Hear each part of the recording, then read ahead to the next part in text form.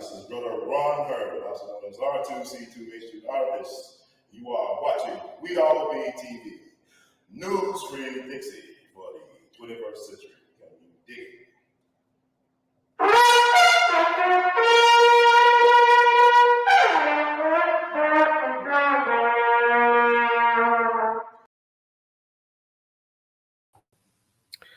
Guess who's back, folks? Back again. I hope you could tell a friend, it's Brother Ron, and we all be in it to win it. It's your one and only. I'm just gonna get everything straightened out. Let's straighten it out. Straighten it out. Okay. It's your brother right here, Brother Ron, bringing you some info you can use because we all be in it to win it. Normally I wouldn't be doing a broadcast like this late at night, but I'm trying something different, something new. Hopefully y'all can rock with this, can vibe with this. There's so much going on. I know that everybody got their own struggle stories and stuff they're going through right now, but this too shall pass. If you hear my voice, hear the words that coming out of my mouth, the sounds my voice is making, this too shall pass. Everything got a season and a reason. Even when we can't even comprehend what's the purpose. Just focus on the things you can control. Don't let the things you cannot control wear you down. Right on time. All right, Luna, thank you for tuning in. Appreciate you. But it's a lot to talk about. It's a lot to unpack. And I'm trying to get y'all out here about 2 hours. I'm going to do a little rant for 2 hours. But also, I'm not only ranting, but also I'm offering points of views, perspectives. And hopefully, I'm contributing to solutions. That's very important right now because a lot of confusion out there right now. We got to reclaim our time, got to reclaim our story. We got to tell it from our perspective. This month is Black August. This is truly an unofficial Black History Month. And also, I believe August, I just learned, I'm thinking it's August, is also Black Business Month. So we've been told a lie that we only get 1 month out the year. It's the shortest and coldest month of the year. No, we got a couple of months that I'm going to start counting. One, of course, Black History Month, February. Also, you got June is Black Music Month, June, Black Pride, Black Music Month. And also August is Black August. And also Black Business Month. From my understanding, reading a couple of articles, you learn something new every day. So we're going to rock with that. Yeah, I did say that, Brother Dustin. I definitely did. Because a lot of people don't know the assignment. They don't know how to stay on point and come correct. And it's time to chin check some people. Not with the fisticuffs, but with, sparring of the mind. I need a sparring partner, for my mind. I need sparring. Get that agility, get your mind sharp, get your mind right, and get on point. How you gonna talk about be on code? We don't even know what we're on code for. So it's a time for some major correction and overstanding and to move in a different way. This is a time where we all need to find out a different way to move, but also keep our eyes on the prize at the same time. So it's funny, like, people never talk about problems until they visit their home. But before I get into all that, let me just give a shout out to Memphis Voyager magazine for highlighting me as a rising star. We all rising stars, no matter who you are. Maurice White, the founder of Earth, Wind, and Fire, is from Memphis. He's not from Chicago. He's from Memphis. Matter of fact, he went to Booker T. Washington High School, which is really just down the street from where I'm living now. He went to Booker T. Washington High School, where also one of the greatest music visionaries, Sister Lucy Campbell. That's considered the mother of what is now known as gospel music. She taught at Booker T. Washington for decades. She was I hate to say the word mentor because we know what it means. Jegna, I'm gonna call it Jegna. I guess you can apply that to a female. She was the Jegna of Marian Anderson, the famous great Black opera singer who couldn't sing at Constitutional Hall, whatever, because the daughters of the American Revolution didn't accept her colors. She had the wrong, is the sin in my skin type of thing. So I think First Lady Eleanor Roosevelt who's a member of that organization, invited her. I don't know. I think she invited her to sing at the Lincoln Memorial a while back, but she made her national debut with Lucy Campbell at the piano for the National Baptist Convention, where she was on. Lucy Campbell was the music director for that organization for decades. She also trained and was a juggler to Mahalia Jackson, arguably the greatest gospel singer of all time. A lot of Memphis connected folks helped with her career. We're honoring Sister Lucy Campbell this year at the 2022 Jimmy Lunsford Legacy Awards. Y'all need to start treating what we're doing like y'all treat the VMAs. You know what I'm saying? This is us honoring us, giving us proper props in real time. And it's coming from us. We did the research. We put our money and our actions behind this thing to manifest something that counters the negativity and the narrative that said Black Americans never contributed anything to society, to culture.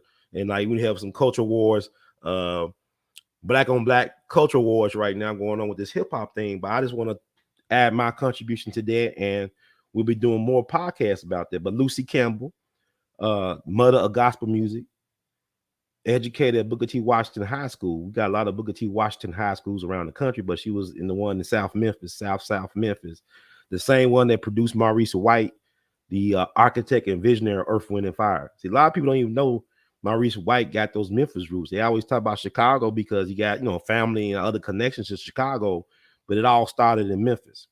Matter of fact, I interviewed David Porter, who wrote a lot of hits for Stax with Isaac Hayes. David Porter, sitting on a lot of money. He wrote a lot of hits. A lot of his stuff has been sampled by hip hop rappers and iconic figures in rap like Biggie Smalls, Notorious B.I.G. They sample a lot of David Porter's and Isaac Hayes' classic hits from Stax. He told me how Maurice White shared with him his vision for Earth, Wind, and Fire. Like they was walking somewhere, I think in Hollywood, and he was talking about the vision he had for this group that promoted, Black excellence and went back to our Kemet roots and all that stuff. And he was trying to listen to it. Then next thing you know, Earth, Wind, and Fire is out there. Earth, Wind, and Fire did the soundtrack for Sweetback Badass Song. Melvin Van Peebles' magnum opus, I guess. Melvin Van Peebles got the money from who? Dr. Bill Cosby, right? He put up the money to make that film happen. Sweetback's Badass Song, something like that. You know what I'm talking about. Well, hip hop, let me see. Let me see. Thank you, Dustin. We love you madly. Yeah, there's no better time than the present to do what it's time to do. Thank you, Luna. I believe the commercialization and the exploitation of hip hop by colonizers destroyed it, but they use the originators to help in destruction. We got to understand they can't destroy us without our consent, without our participation. This is Black August. This is an unofficial Black History Month. You go back to Marcus Garvey. Marcus Garvey, they use other Black folks, the so-called Boule people, to destroy Marcus Garvey. Marcus Mosiah Garvey, who was from Jamaica, but whose Jegna was Booker T. Washington, who is from America, who was born into slavery from what is now known, I believe, either Virginia or West Virginia, but he's from here. That was the guy he looked up to, because Jamaicans didn't accept no Marcus Garvey. A prophet is always without honor among family and friends. So he went to America. He was a pen pal with Booker T. Washington. That's the reason why he came over here, to connect with Booker T. Washington, to either work at Tuskegee or to start his own version of Tuskegee in Jamaica. And Booker T was taken out of here. The old timers say he was poisoned by a Haitian, because what people don't know about Booker T. Washington is the fact that he was pro-Black in his way. He stood for Black causes. He supported causes behind the scenes that promoted Black justice, equality, advancement, equity. He did that quietly, but he also knew how to play the game when he was playing poker with the white powers that be. Because he had a lot of white benefactor money coming through his organization, the Tuskegee Machine. But he was arguably the most powerful Black leader in the country. Arguably, he was the most powerful Black leader in the early years of the 20th century. He did the Atlanta Compromise speech back in 1895, We could be as separate as the fingers, but one as a fist in terms of mutual progress. So he knew how to. He was a white folks whisperer, Booker T. Washington, but I don't think we really understand the power of self help. Y'all talking about Elijah Muhammad, the Nation of Islam, do for self. Booker T. Washington talk about do for self, learning skills and trades and running stuff. You know, and what's wrong with being an honest person, doing honest work, making an honest living, and not bringing harm, but bringing progress and stuff to our people. But they hired the first black FBI agent to neutralize Marcus Garvey. You know, Agent 800. Just Google that up. It was foundational. Tariq say foundational Black Americans, Native Black Americans that really gave Marcus Garvey his break. It was like A. Philip Randolph, who was from Florida, foundational Black American, who gave him his first public speaking engagement of importance in America. But they also used these same Black leaders to bring him low.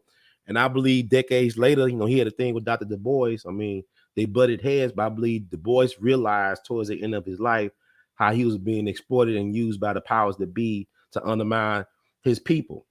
Because now he was in China on his birthday. I think he was on Chinese radio. This back when he was in his 90s, back in the 50s. He said, I did all these things for my country. You know, Du Bois is the father of American sociology. He's the father of American sociology. You know, look at the things he did with that Philadelphia Negro work he did. And, you know, he's a prolific author, a social scientist, but he was he was the father of America's social work. He said, all my country know me as just as a, you know what? He said that. He said, I did all these things for my country, and all they know me as just another NY. You know, Naga. Naga. So I'm not trying to get too far away, but I'm just trying to help y'all understand and understand how we need to start putting ourselves back in these narratives.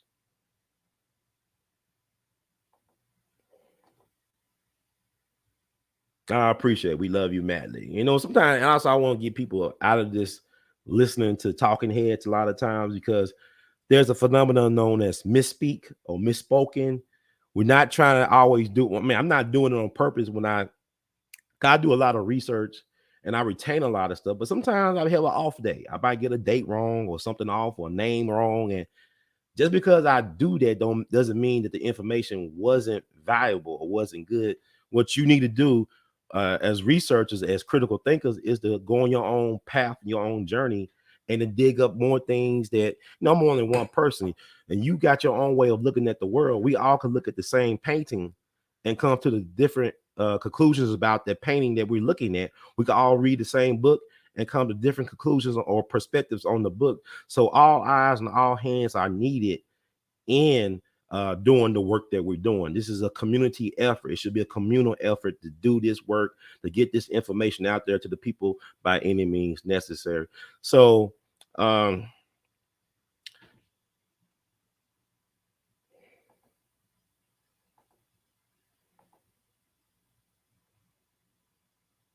a lot of times the music is powerful, but a lot of times we don't learn that lesson until it's too late.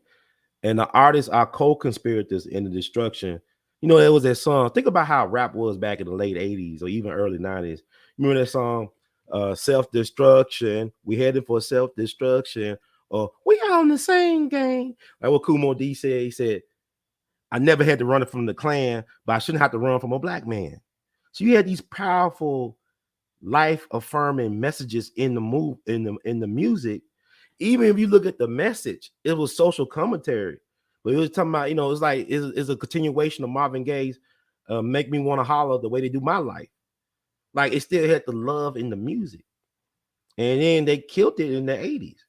You know, and Clive Davis was a part of that. Whatever, you know, how they brought in, how he did Whitney Houston and the girl from the hood, and she wanted to sing certain songs, and he wanted to sing this pop, you know, move away from really musicians using instruments to communicate.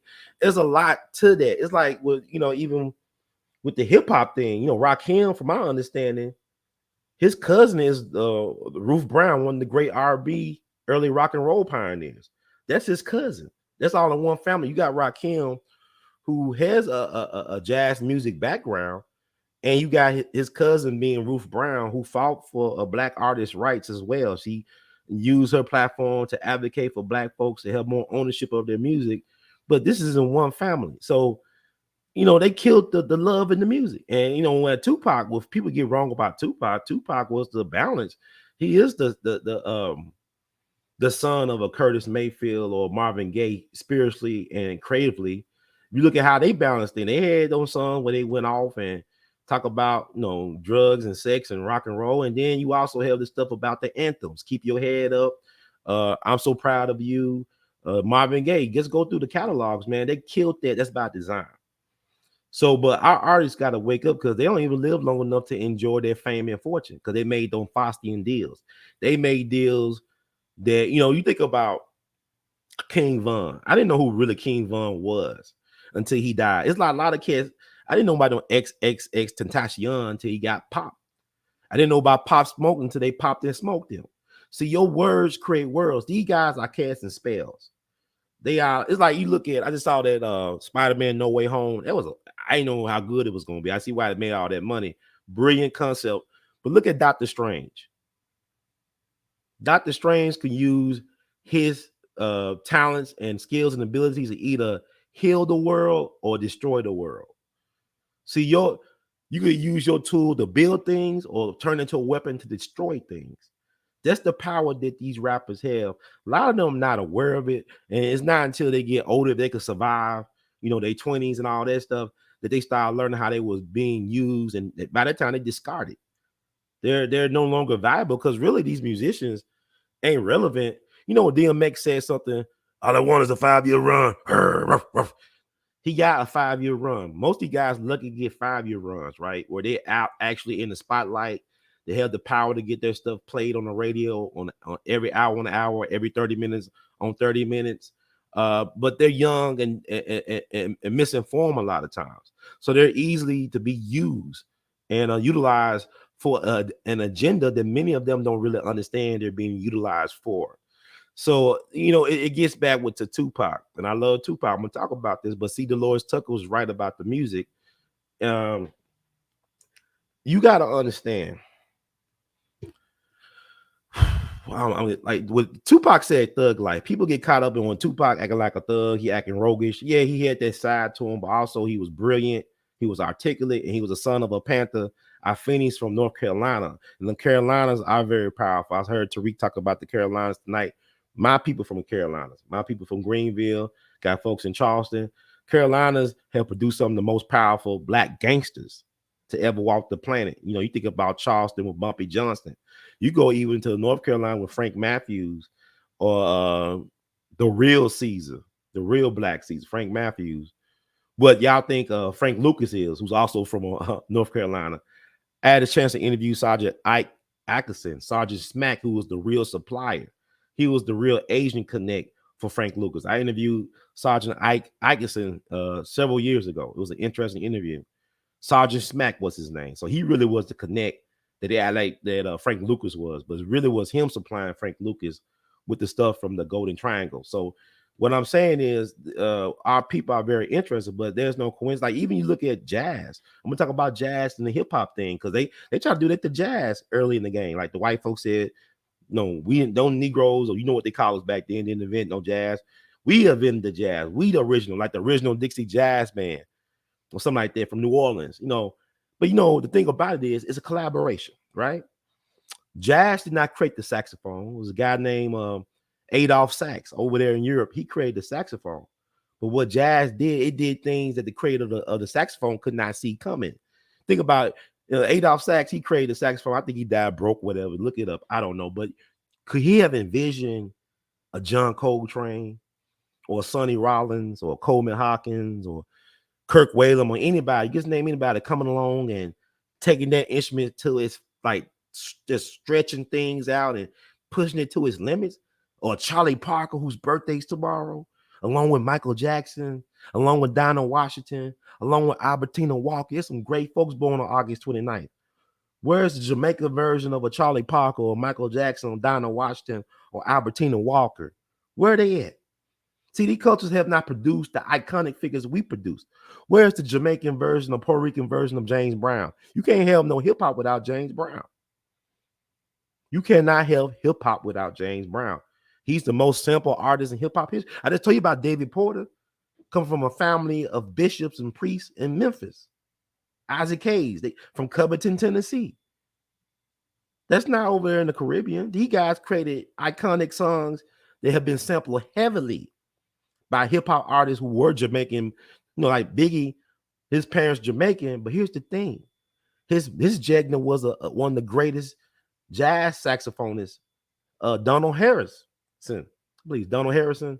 He used to be a neighbor of Biggie. He used to hang around Donald Harrison to pick up all that game about jazz.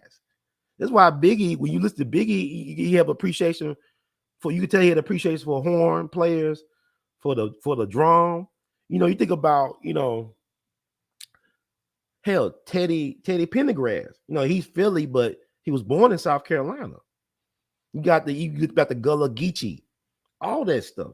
You think about, I got a shirt on, man. I'm getting down a tangent. I got a shirt on right here to make my point. This is one of my heroes, Lieutenant James Reese Europe, a very important jazz pioneer, musician, and visionary. He's the cat. He's from Mobile. He was born in Mobile, Alabama, but DC raised, Washington, DC raised. He's the brother who brought jazz to Europe. His last name is Europe, so I guess he was predestined to bring jazz to Europe during World War I. He was the organizer and the director of the Harlem Harlem Hellfighters Jazz Band, part of the New York National Guard 15th, the New York 15th National Guard. He was the first black man to lead troops into battle, first black American to lead troops into battle during World War I. This man not only played music, but also he shot machine guns. Yeah, man, is amazing. He's real. Like, you talking about all these fake gangster rapper people, he actually was putting in that work, bodying people while bringing jazz at the same time. He recruited reed players from Puerto Rico into his band. Puerto Ricans, a lot of them, somebody made a joke, Puerto Ricans are black folks who know how to swim or whatever. But he recruited reed players from Puerto Rico to be a part of his band, but they didn't recruit him. He recruited them to join him on this historic journey to bring jazz to Europe as a byproduct of participating in World War I. James Reese Europe is an interesting guy because he was stationed down in Spartanburg. His group, see, the New York National Guard 15th Regiment was disowned by our government. They didn't want black folks. Not only were black folks drafted into the military during World War I, you got folks that actually happily enlisted. Black folks that happily enlisted into the service in World War I to make what Woodrow Wilson said, the world safe for democracy. But yet you can't go to certain parts of your town. You can't. You still have a lot of sundown town in America. The St. Louis Blues, W.C. Handy song is about sundown towns. I hate to see when that sun goes down. You still got sundown towns in America. Look up the documentary Banished that came out on PBS in the early 2000s. It's on YouTube right now. It should be. But anyway, James Reese Europe was the inspiration for George Gershwin. George Gershwin, music hero, was James Reese Europe. He used to listen to James Reese Europe outside this club in Harlem called, Baron Wilkins. He was like, Baron Wilkins, like a dude that looked like a cross between Jay-Z and Denzel Washington. You could tell he had that swagger about him. But he was killed by this guy named, I think, Yellow Charleston. And they gave that guy the chair because it was a big manhunt. Because Baron Wilkins, he had some very powerful gangster friends. People like Bumpy Johnson, them type of people. But anyway, he had a drummer in his band named Herbert Wright. He was from South Carolina, Charleston, South Carolina. He was at the Jenkins Jazz Orphanage. There's a famous jazz orphanage where they produce a lot of great jazz musicians came out the orphanage, like Cat Anderson, so many people. They used to tour around the country. I even think they had the tours in Europe. But they was performing at a concert in Boston. See, James Reese Europe survived Europe. He brought jazz to Europe. They never heard nothing like that before. They're looking at the instruments, like, those instruments originate, I guess, from Europe. Everything come out of Africa, right? But I'm saying they're trying to check out his instruments and how they can make all them sounds. How do they make them sounds with them horns? Because they had Black American music. They had the sorrow songs. Like Du Bois said that the greatest gift from the Negro to the New World was the sorrow songs, the blues, the spirituals. So you had the blues notes and all that stuff. So they were bending notes and making all types of interesting sounds with their instruments. And the Europeans were trying to figure that stuff out. And he got, he survived a mustard gas attack over there. He could have easily got killed over in Europe, but he survived. But he survived all that to get killed doing a concert in Boston. This ain't no gangster rap around then. This is like ragtime and jazz and all this stuff. His drummer, Herbert Wright, from that famous jazz orphanage, stuck him in the neck with a penknife because he thought that James Reese Europe was disrespecting him, because what Herbert Wright was doing, he was being disrespectful to other performers, walking on and off the stage, interrupting performances, and James Reese Europe got into him. But then, he ended up stabbing him. He's like, this dude like a dwarf. He was a little short guy. He ended up just jumping up and stabbing him in the neck, and nobody thought it was serious. Like, he went to the hospital because the next day they was going to do a reflaying ceremony at the 54th Massachusetts monument. That movie Glory is based on the 54th Massachusetts U.S. color troops, right? They was going to do a reflaying ceremony with then Governor Calvin Coolidge, who later became president of the United States back in the 20s, Calvin Coolidge. So he got stabbed in the neck, but then unfortunately he went to the hospital. They couldn't stop the bleeding, so he bled out and died at the age of 39. So James Reese Europe was the first Black person to have a public funeral in New York City history.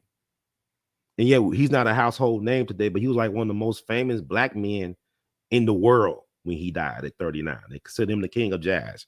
So I did a book about him, but I say all this to say that he was a visionary because he wanted to create a national music organization that had music that was written and performed by Black Americans. For y'all call for that foundational Black Americans, right? Or ADOS, whatever y'all want to call it. But he wanted a national organization, a national orchestra to perform original works by Black people from this country. And unfortunately, as time marches on, I don't know what he would make of this stuff right now going on with the music, but he was definitely pro-Black. This is at a time when Black entertainers were wearing blackface. But the thing about it is fun about us, a lot of us, we be coon acting for free. These guys got paid to play these caricatures. But at the same time, if you talk to a person like a James Reese Europe, or especially Burt Williams, who was from the Caribbean, Shakespearean actor background, but like he's a comic legend. You don't have no Kevin Hart or Eddie Murphy or anybody without Burt Williams. So I give y'all that. You got to give him one. Burt Williams was the first Black comic superstar in this country. He set the foundation for everybody. But he never saw himself apart from Black Americans here. Because he said one time, to paraphrase Burt Williams, he loved being a Negro, but sometimes it's a great inconvenience. But he loved his people. Like Langston Hughes, when Burt Williams died, I believe back in 1922, he was on tour. I believe he died in Detroit. They had his funeral in New York. Langston Hughes thought so much of Burt Williams that he missed an important exam, I believe, at Columbia University. Don't quote me, just look it up, to attend his rites, his funeral rites. Burt Williams was a big star back in the day. He was one of the first Black recording stars in the music industry. He was the first Black star put on Ziegfeld Follies. Ziegfeld Follies are what y'all think about Saturday Night Live or Mad TV sketch comedy. He was the first Black superstar, first Black person to be put on that a headline. And his white colleagues resented him for that. W.C. Fields was a close personal friend of Burt Williams. W.C. Fields said it best. He said, Burt Williams was the funniest man I ever saw, but the saddest man I ever knew. Because like even he was that famous and had all the wealth and all that, he still didn't have the so-called white society still did not accept him. The man was like red, freckles, red hair and stuff like that, but he was blacking up. But if you went to his personal home, he'll have like all these books about Black people, Black history, world history, very well read, articulate. I believe he was going to try to go to Stanford University for a civic engineering degree. This is back in the late 19th century. So in early 1900s, but I'm talking about James Hughes used to hang around them guys. They used to have an organization called the Frogs, right?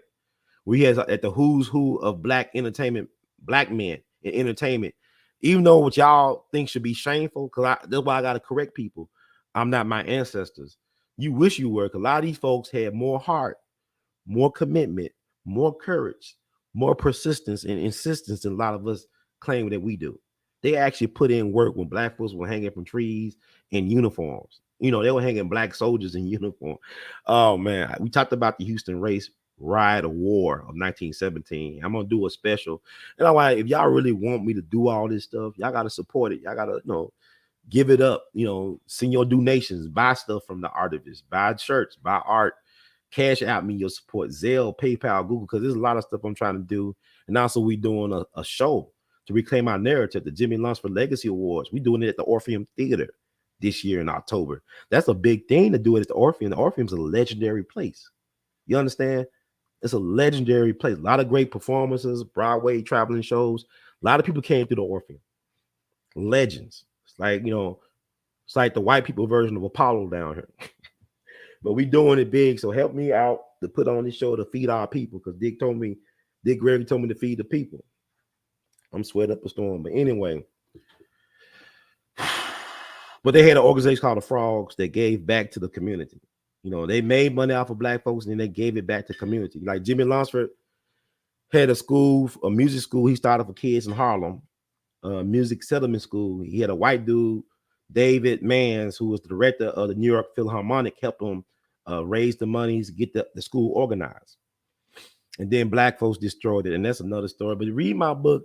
I'm more updated, but it's available on Amazon, James Reese Europe Jazz Lieutenant. It's a simple read with my illustrations. I wrote it back in 2005. I wrote and illustrated it, self-published. It's on the Smithsonian Institute books for jazz kids, recommended jazz books for kids and young adults. So we'll talk about, but I bring all that up. I wasn't even supposed to talk about it like what I'm talking about until like the second hour, but hey, you just feel the mood.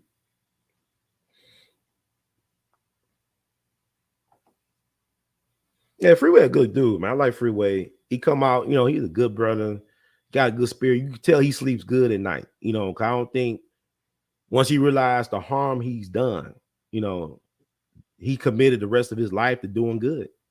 And goodness will come back. And whatever you put out there, you get back. Karma is not only just a bad thing, it's a good thing.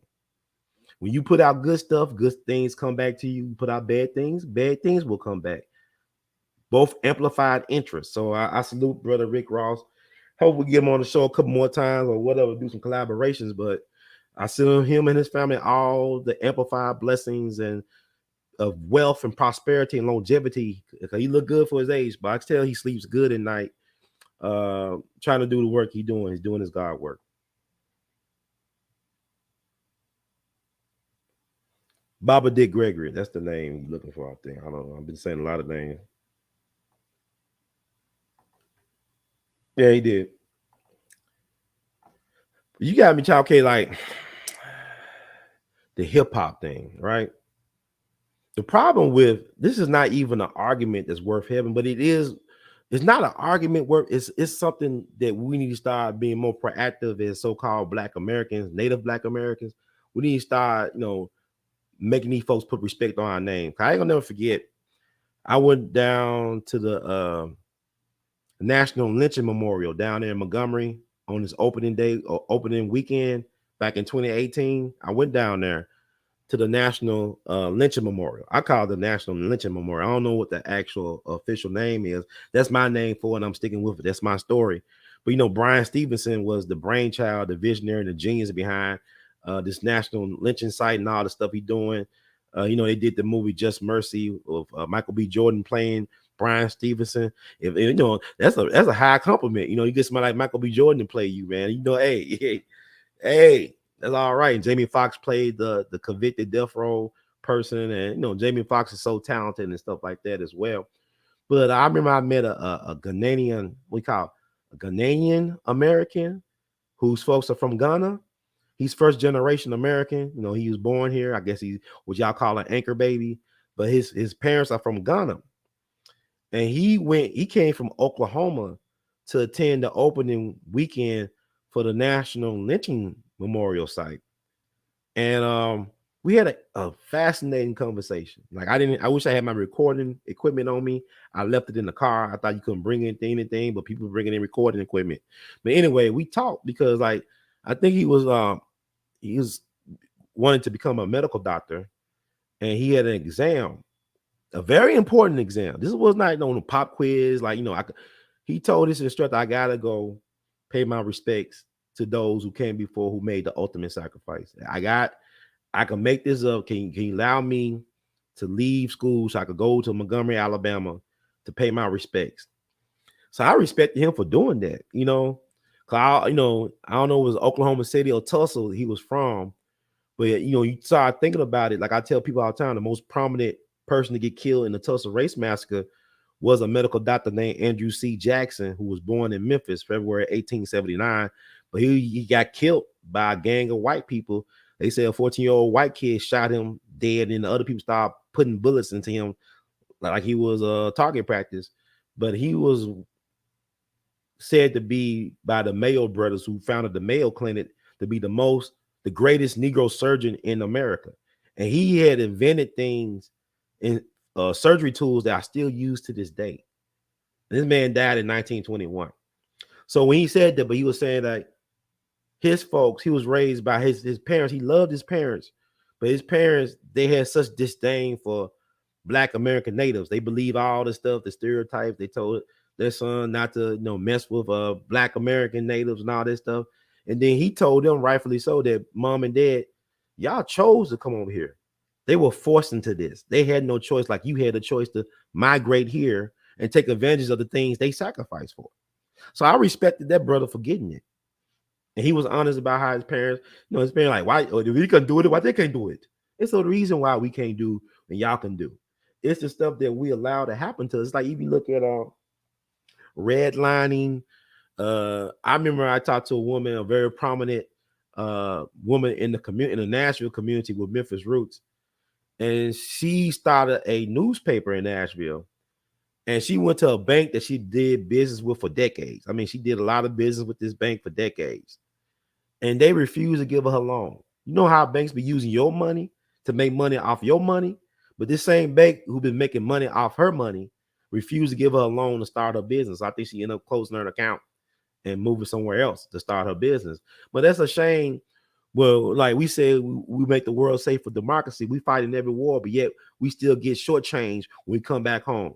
Like my maternal grandfather, who died on August 12th, 2005, my man, the late great Arthur Taylor Sr., also known as Grip. He always had a grip of money, or he seemed like I always had money on his person. He didn't get all the full benefits of the GI Bill. He did not get all the full benefits of the GI Bill. Most of them Black veterans didn't get a chance to take advantage of the GI Bill when they came home from World War II. White folks took advantage of the GI Bill. They able to start businesses, get homes, go to school, start families, start careers, because thank you for your service. Thank you for your sacrifice. Black people come home, what we do? What they do to Isaac Woodard in South Carolina? You had the sheriff pull him off a bus and blinded him. They blinded him with his uniform on. He had medals on his chest, had his uniform on, going to see his baby, his wife, and they blinded him and gave him a concussion so bad that he forgot who he was for a couple of days. This is how they treat us. You got servicemen from World War II being found dead in military uniforms in waterways in Mississippi that nobody really talks about. It was an activist named Emsey Moore that wrote the State Department down in Mississippi. He wrote the State Department, and somehow they either stopped or they covered it up better. But I can tell you all the hell that Black folks caught in uniform, not only the uniform of wearing your so-called black skin, but also the uniform of Uncle Sam, the son of Sam, the nephew of Sam, whatever you want to call it. Very demonic stuff, because like I said, I talked about the Houston race riot or race war of 1917. Now they want to say, you know what? We messed up. Now they want to clear these brave Black soldiers' name. And we can't even say their names. A lot of us don't even know the names of these Black men who marched on Houston August 23rd, 1917, shot up the town, shot up the town to be men, to protect their community. Because even when they was in uniform, the white police officers and the citizens, the white citizens of Houston, were very disrespectful. They didn't treat them men right. And this is after we joined World War One to make the world safe for democracy. This is the month after the East St. Louis race massacre. We have black babies getting burned up in buildings because the white folks won't let the black folks leave the burning homes. You got them committing drive-bys and throwing black people in Mississippi River. We don't talk about that. We worry about, we don't talk about the things that we need to talk about. It's not about, oh man, you living in the past. The past is never past. Y'all still catching hell. Y'all don't even know y'all on fire. You still in the burning house that Dr. King talked about almost 55 years ago. So let's stop with the BS. Okay. So these men, now they want to exonerate them, or they want to pardon. They won't pardon don't mean exoneration. What it means is that we acknowledge that we did them wrong by not giving them due process. We acknowledge that we did them wrong. We did not allow for a judicial and a presidential review. They told these guys either the day before or 2 days before or the day of that they was going to hang. The first 13 they hang. And I said in my presentation at the Ernest C. Withers Gallery, I said 19 was hung. Really, it was 13 hung the first time from that first trial, and then 6 more was hung. It had 3 trials in all. This is the largest murder trial in U.S. history that y'all don't know nothing about. Y'all know about all this sensational BS. This was the largest court-martial, the largest murder trial in U.S. history, and these guys did not even get due process. They did not even have a lawyer to represent them. They had no lawyer. They had a dude that was appointed by the military who was a military professor. He wasn't even a lawyer. That's their defense. Then the white folks kind of identify who these men, we all look alike. They ain't know who did who. They had people going to the gallows he probably never left the base from Camp Logan. Man, it's a dude named Thomas C. Hawkins, who was a son of a preacher man. I mean, I think he had like a lot of siblings. He wrote his mom on the day of where they hung him. He said, by the time y'all get this letter, I'll be with the Lord. He wrote that on the day he was hanged because they didn't tell him. They found these first group of people guilty November 28th, 1917, and they killed them on December 11th, 1917, right? But they didn't tell them they was going to die until like either December 9th or the 10th or the day of. See, all these sources, they tell different stories. But everything has truth. Even a lie has a truth. If a lie didn't have truth, it can't exist. Even lies have truth. So, I mean, look at the Roots Next Generations. They have a scene that's accurate of the men being marched to their death, to the gallows. They was singing. They didn't cry. They had no fear. Like even the white soldiers that guarded them had so much respect for these black men because they were dying like men. They weren't cowards. They ain't weak like y'all be saying. They weak. These are not weak men. They knew that they were getting railroaded. Look, they marched on the town, man, because they said they killed one of our brothers, or they're attacking us, or they're gonna have a lynch mob coming to the camp to kill us. So that's self-defense. How is that mutiny when that's self-defense? They took an oath. They swore an allegiance to the country, to the republic, to protect the United States against enemies, both foreign and domestic. And if you knew, see, you don't understand, you have no appreciation what happened in East St. Louis, how it affected Black America.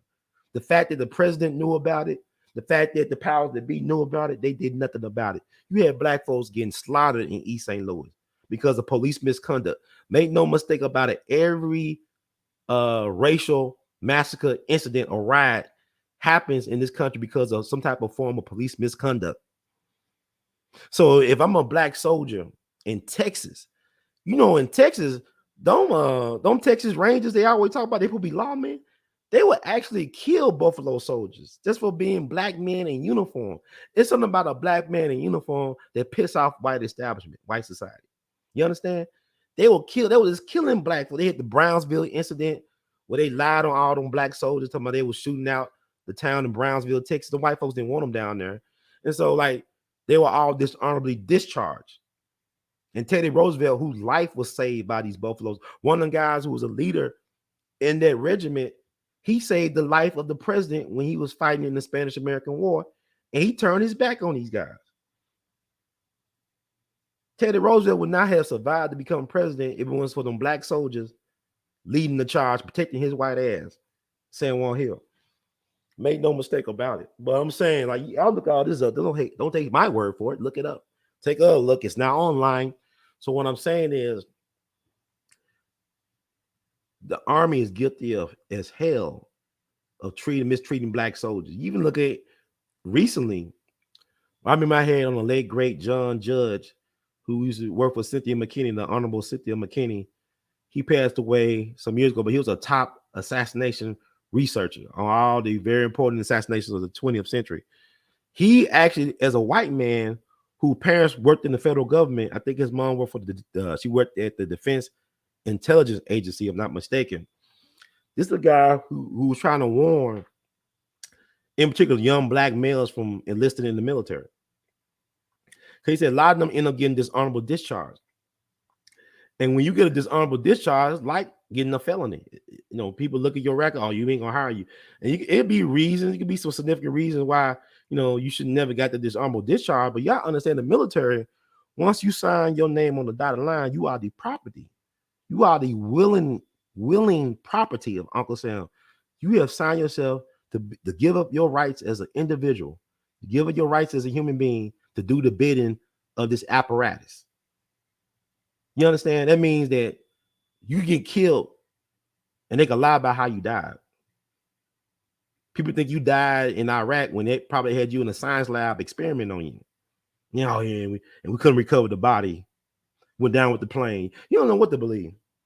Because a lot of people who loved ones was lynched by the government in the Houston race massacre, a lot of them didn't know what happened to their loved ones. A lot of them didn't know where they were buried. Two of the families reclaimed the bodies of out of the 19 men, but the 17 are buried in Fort Sam, Houston, outside or near San Antonio. And the crazy thing about it is their names are on their tombstones, but yet only the name and the day they died are on their tombstones, and nothing else. It's like a sign of disrespect. But what's interesting is when they moved their bodies to that place back in the 30s, I want to say either 1937 or it was 1930s, they became the first group to integrate that national military site. So ironically, they couldn't integrate in peace with white folks in life, but in death, hey, just another corpse. Death don't play no favorites, right? This is sad, but this story should be better known by black people in America. Not just only this story. I'm gonna, if you support this, I want to do. It's a lot of stuff I have been finding out recently that I didn't even know about. That's really sad. That should be known, but I don't look at the school teacher that came out of Teach for America or anybody who has benefited from exploiting and misleading people to really want you to know this information. See, my thing is, it's a miracle I'm still around because I don't understand how I'm surviving. I really don't. Because the work, this is unsung work. This is work that nobody wants really to get out. The powers that be don't want me around telling y'all this stuff. I remember now they begging for black men to become teachers now. I remember I applied to be a teacher here in Memphis back in, I think, 2004 for art teacher. And I'm more than well qualified to be an art teacher, right? I'm a product of the city schools, went through an art program, went to a prestigious college, everything. And they said I did well in my first round of interview. They said, we're going to call you back. They never called me back. That's almost 20 years later. And now you look at what's going on with our children. Look at what's going on. The inmates run the insane asylum. Like all this matriarchy, you got all these women in power in the school system, the miseducation system, and yet look at the product that's being produced. You look at Memphis. Memphis got a crime problem. A lot of places got crime problem, but I'm saying for me, Memphis got a crime problem, very bad. I'm all over the place, folks. Why y'all can't just let me? Can't read these comments. Yeah, I know. You said I would have been an awesome teacher. Yeah, I'm still teaching y'all right now. This night, non-traditional way of doing it. But it'd be nice to have some benefits, and I'm paying for my insurance and all that. It's just a lot of stuff. Like I don't know. It's funny. If I knew what I was getting into, I might have chose a different route. I didn't know better. I was naive. It's like I remember reading something like they said if Al Capone knew the trouble he would find in Chicago, he would have stayed in Brooklyn to face that murder rap that he was running from. You just don't know. That's how God is funny like that. You don't know what you exactly you get into. But now, since I'm on this journey, I am curious how it's going to end. I want to see how it plays out. So we'll see. Okay, I might be Black Irish then. You know, that's another story. Leprechaun. I actually know a dude, a black guy, short black guy, little person, born on St. Patrick's Day. Little people, black leprechauns are real.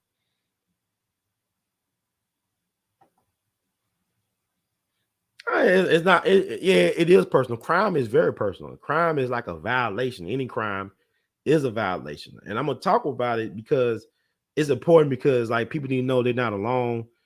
It's like I just like I used to be the type of person I would tell people, hey, I see y'all talking about Memphis all the time and social media circles, and I don't even look at the local news because if I look at the local news, I want to take my ass outside. And you know what? Now I get it. Now, yeah, I'm an ambassador for Memphis, but I get what y'all talking about now because here's the thing: we have like some type of crime spree going on, especially with cars being stolen, certain types of cars, people smashing car windows and stuff like that. And I was a victim of that last week, like on see, I'm celebrating my victory. I had an article in the Memphis Voyager magazine, nice little feature. Shout out to them. People was giving me all these good vibrations about the article and stuff like that. And then I remember Friday morning, the landlady sent out an email to us all the residents saying that, hey, the reports of car vandalism in the parking lot. If your car been affected, make sure you contact us as soon as possible. And it's funny when I read the message, something my spider senses told me, it's your time. Like I had Sam Cooke's A Change Gonna Come playing in my mind. I said, this probably is my day because I had neighbors who had their cars broken in multiple times. I had neighbors who had their car windows smashed multiple times. And the crazy thing about it is, I don't know why this is happening. This is downtown, touristy area, Civil Rights Museum, postal office, distribution hub, train station, downtown. But that this is happening. People having their stuff.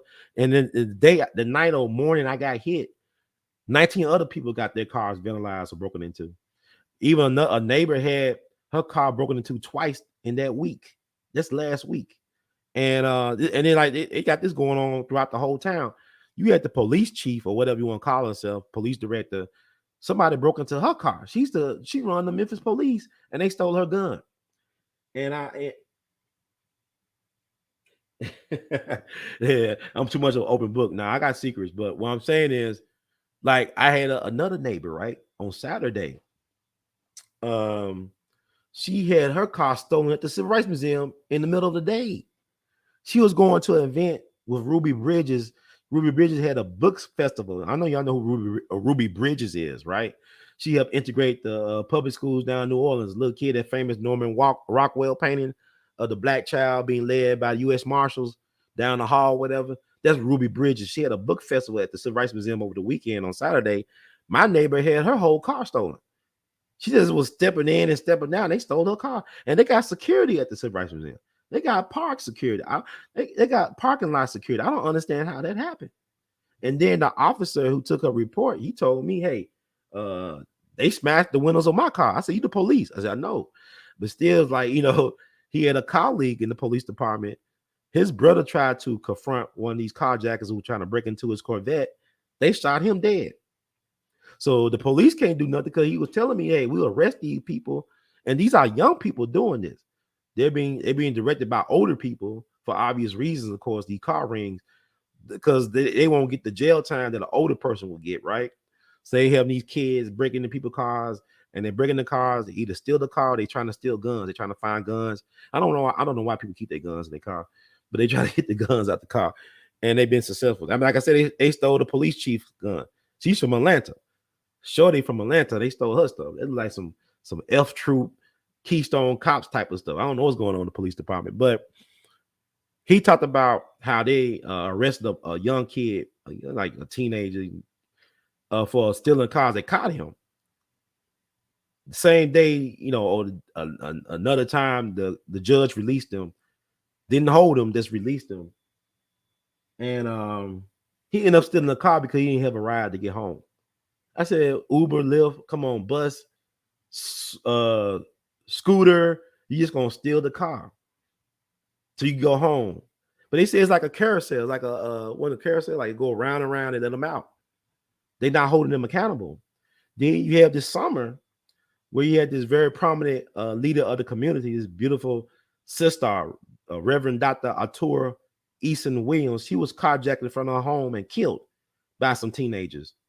And they caught the teenagers because they were trying to steal another car. And I guess they had her keys on them.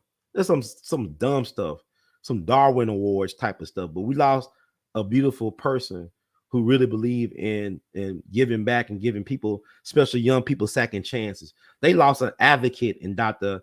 Artura Easton Williams when they killed her like that in front of her family home. They took her Infinity. There's a thing also, they love to steal Infinities here in Memphis. I don't know what that's about.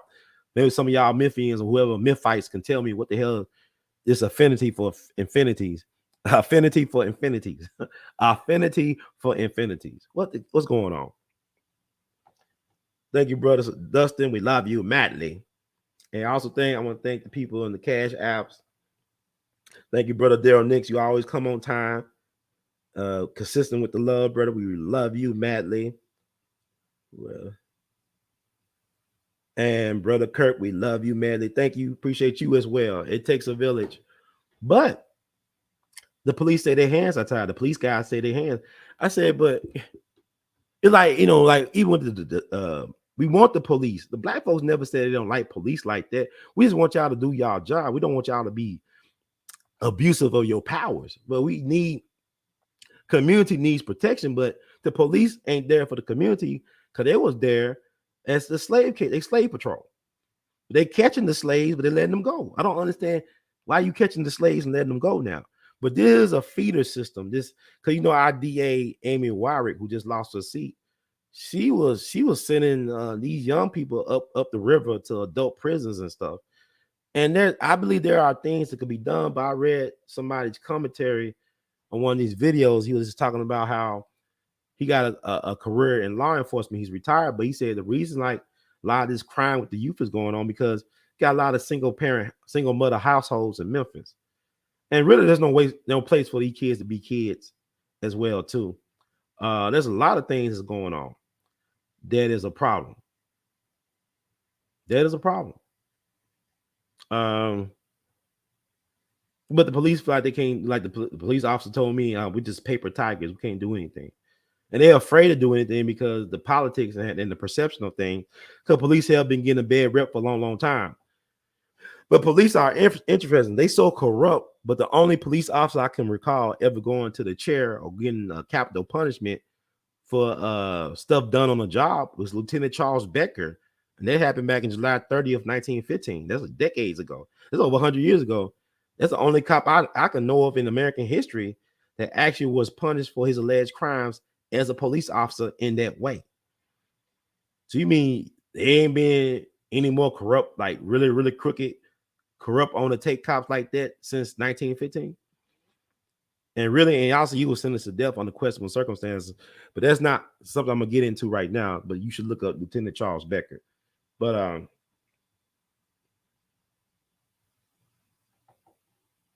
well, they did something. They reprimanded her some type of way, but it's just like you talking about the police chief, what else she call herself? Yeah, they did get right. That's by design, though. It's like even with the gangs. I talked to Rick Ross earlier today. The gangs came across, the Bloods and Crips came into being because they killed the leadership. They killed apprentice Bunchy Carter, who used to be leader of the Slaughter.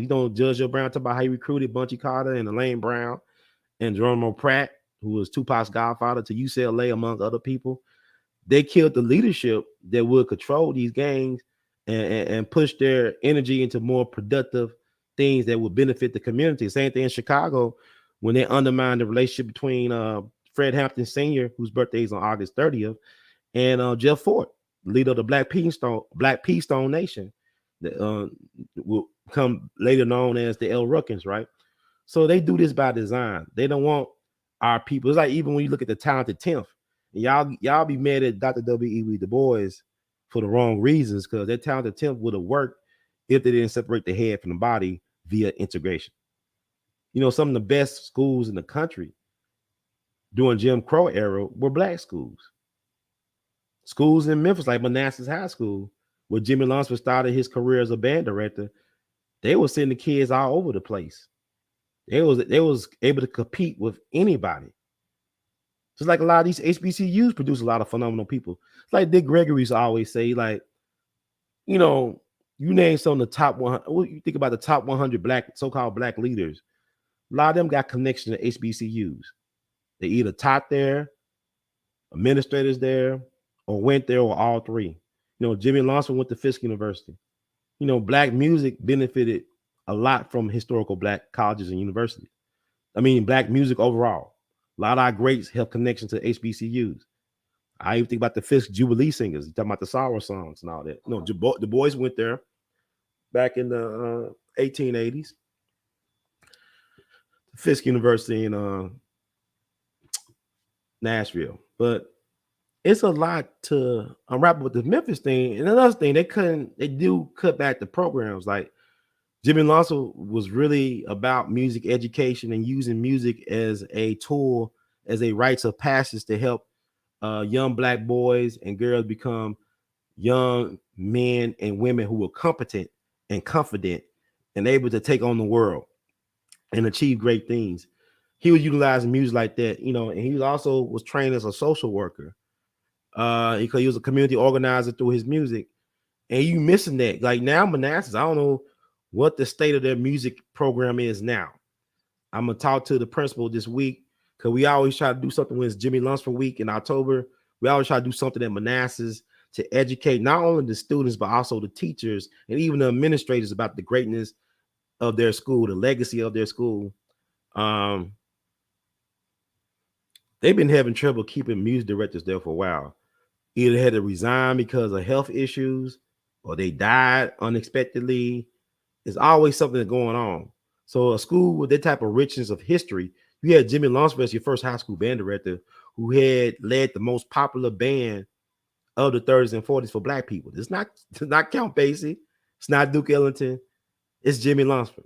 And he's not even remember. You remember Count and Duke because they lived long enough. No, they lived until their 70s. But Jimmy Lunsford was taken out of here under questionable circumstances at 45.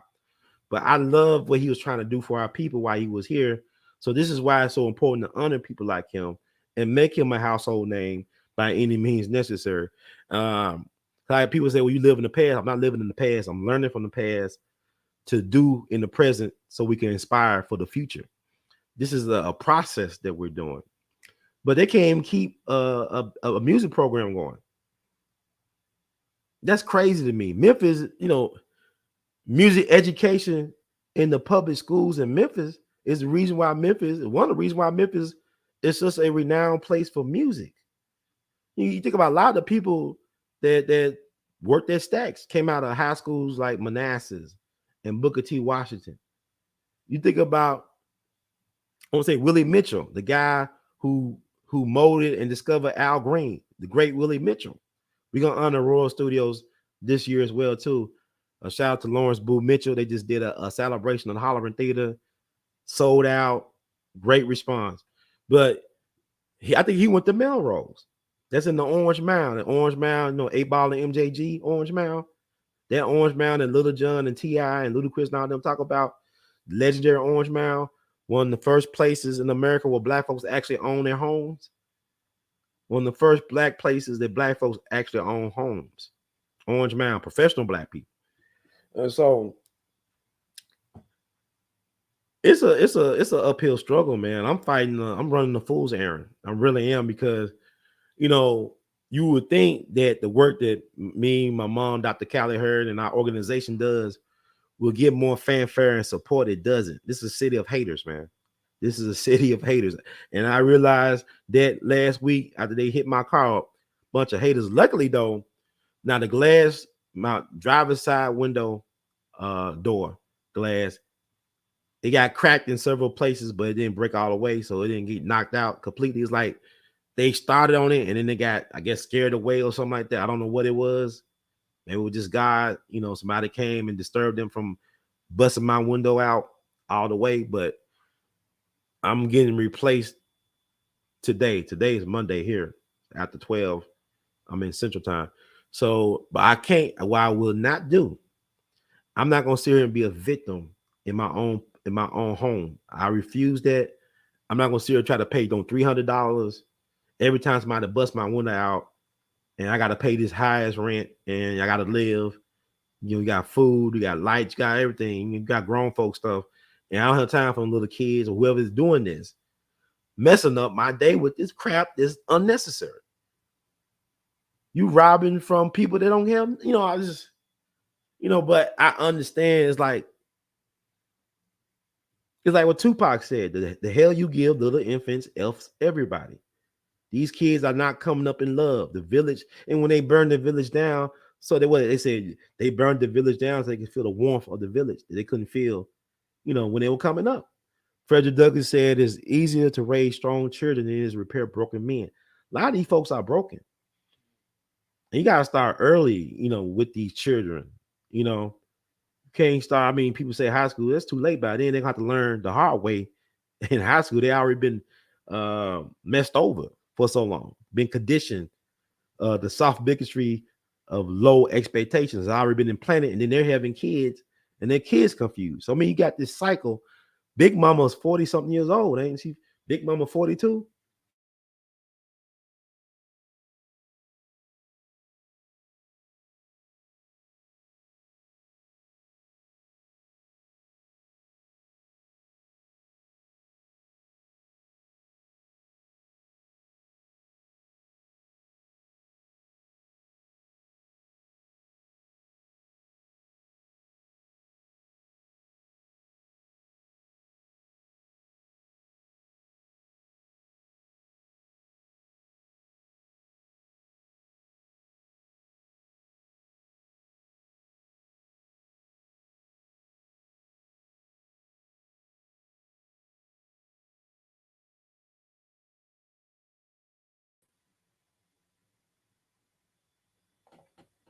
Yeah, I was having issues with as soon as I said something about some family values, they wouldn't want to shut me down. But I'm back now. But I'm saying like there's no men around to help steer these kids. So there's no men. Men have been made null and void in this era. I'm talking about not males. You got males. I'm talking about men who have conviction, who could stand on something, who's willing to put their life on the line for something, who's willing to build and fight for something. MIA. The black man has been villainized a lot of times, but we never really had a chance.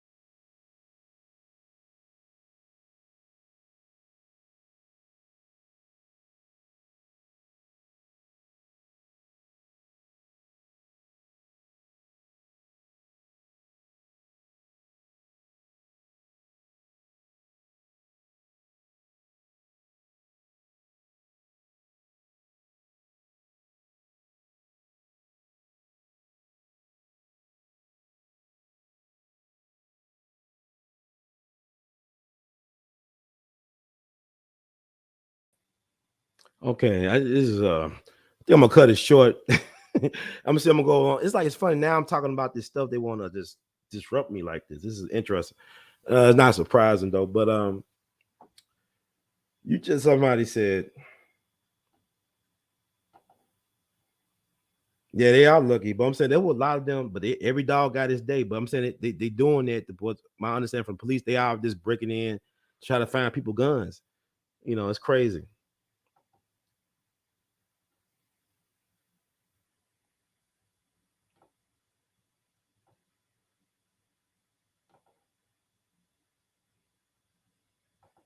Yeah, they mess with my Wi-Fi.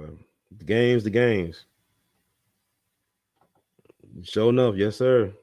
But we got the show must go on. But I'm just trying to read y'all comments.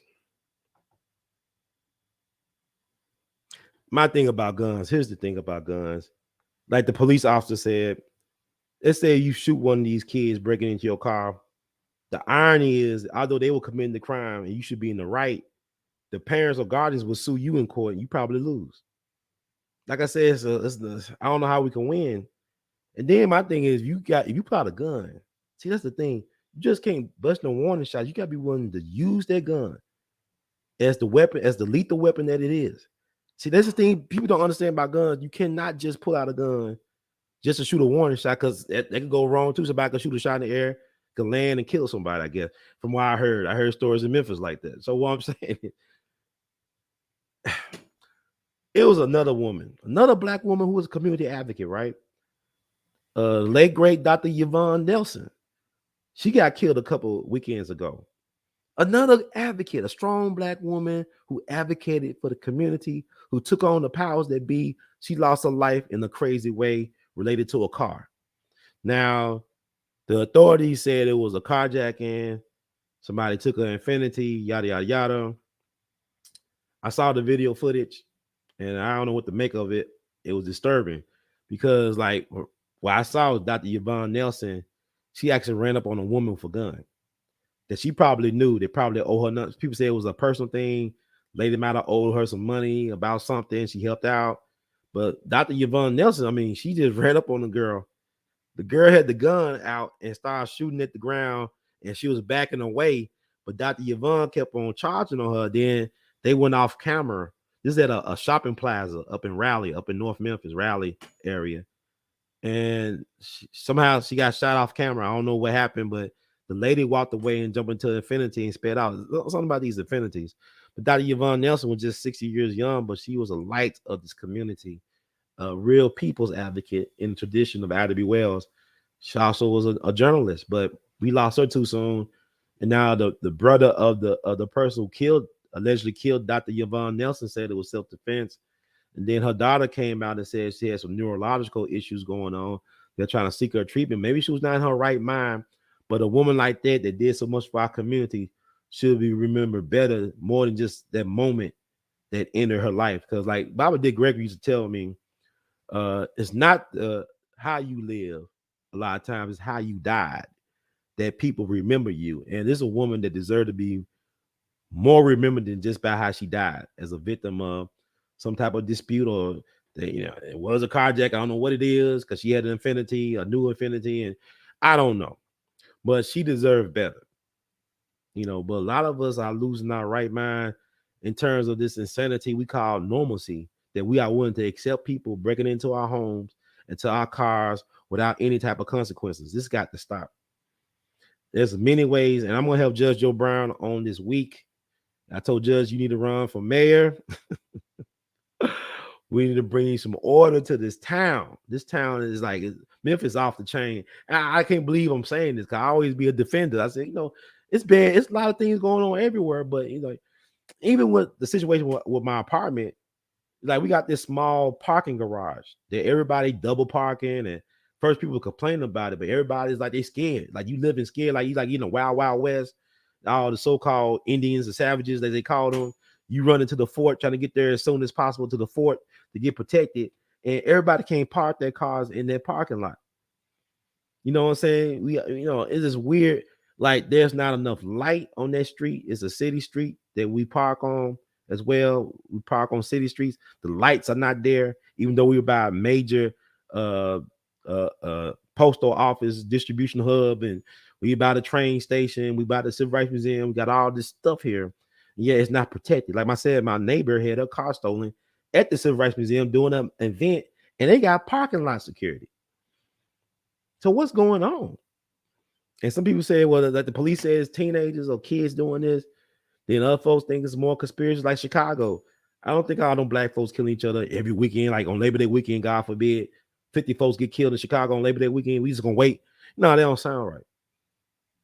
So who's really doing all the killing in the city? But it's ridiculous. It is insane. But be good, be kind, be lovable towards yourself, and then practice it on others, man. Because there's a lot of hate. I didn't understand my city bunch of haters. Now, and I hate to say that because your haters are your fans, though. Hate is a form of love, but I mean, people don't want to see you shine. Like people say, well, Ron, why do people rub it in people's faces? They got these nice things. I said, what's wrong with having nice things? We at this point where I can't enjoy life and have some of the so-called finer things in life. I gotta be worried about somebody hating on me or doing something to me and my family and my property for whatever reason because they feel like it. That's not right. We gotta learn some discipline and self-control. But here's the problem: this is social media programming us, music, shit. What they put in our food, our water, our air, all this stuff is having an effect on us. You know, this is coming to a head, man. Days are getting shorter. You know, it's a lot of stuff that's happening. A lot of us don't even understand what's going on. A change has already come, and a lot of us going to be left behind. A lot of us going to be. You talk about Hurricane Katrina, right? People talking about the VMAs. You know, VMAs happened 2005 with the hurricane stuff, Hurricane Katrina. That was around the VMA time, right? Who cares about the VMAs? We only know what about the black folks that's still missing from Katrina? Why don't I never talk about? Why folks from New Orleans don't talk about that? Why don't black people or black news agency or anybody talk about the fact that there are people from New Orleans that are still missing and unaccounted for from Katrina? Why don't I never talk about it? I mean, I remember, excuse me, the Honorable Cynthia McKinney, when she was in Congress, she raised the issue about white folks in patrols hunting black folks down there. And people laugh at it. People say, Cynthia McKinney crazy. How she talking about black folks getting hunted by white people in Louisiana, down New Orleans? And they were going raccoon coon hunting. But the thing about it, we didn't have social media back then. So maybe not, but we don't see black folk, we don't have no follow-up on stuff, man. We don't demand anything of these people, yet they demand our allegiance for nothing. Because even with Rick Ross, now I respect this, bro, but I don't, the politics thing about the Trump thing. It's like, brother, but it's Biden that helped set the policy to put people like us that look like you in prison. Rockefeller laws, okay, that wasn't Trump. Trump wasn't in the office doing the Rockefeller law stuff, or he wasn't in the office, the 3 strikes and all that stuff. Now, Trump benefited from the racism because he's a white man. He benefited from redlining. He didn't invent redlining. He benefited from it as a businessman. His father benefited from it. He took the money. He was swindling the government back in the 50s. His father, Fred Trump, was building new homes for GI for veterans coming home, right? Had a big housing boom after World War II. He actually built the projects up in New York, right?